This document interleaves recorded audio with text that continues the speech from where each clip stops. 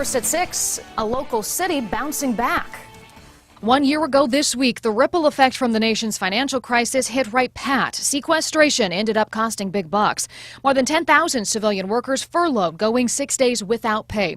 That had businesses in Fairborn worried about their bottom line. So Jordan Burgess spent the day asking questions. And Jordan, I understand you spoke with several businesses in the city of Fairborn today. So what did they have to say about 1 year ago, which we were just saying, I can't believe it's been 1 year. I know, but most of them are optimistic now, having that year pass. Now, original estimates put the furloughs impact on the area at $50 million. Now, the number of days ended up being cut from 11 to 6, but the unpaid days still took a toll, especially for Fairborn. Now, a year later, we're asking if the city has recovered. This is kind of amazing here. A ledger that keeps more than just accounts balanced. Back when I was growing up, it didn't mean anything to me, but now things like this mean a lot to me. This ledger was kept by Michael Foy's grandfather, who first started Foy's in Fairborn. Now, 85 years later, it's an example of how businesses can survive, even through tough times, like last year's base furloughs. Has the city recovered from, furloughs and sequestration?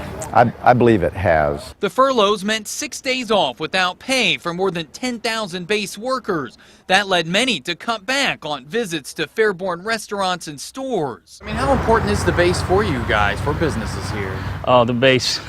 It's our life support system, to put it quite bluntly. The furloughs were only the beginning. A government shutdown in October closed the base for a few days.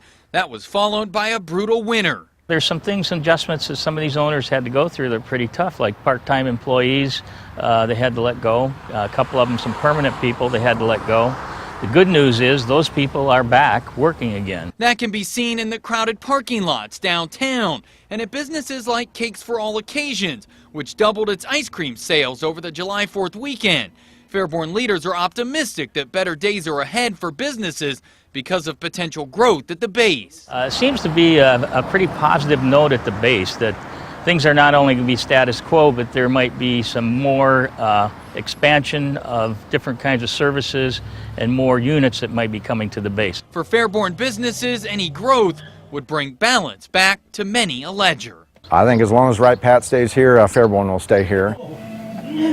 But Fairborn leaders say they'll be keeping a close eye on federal budget talks that could impact future funding for the military and Right Pat. Jordan Burgess, 2 News, working for you.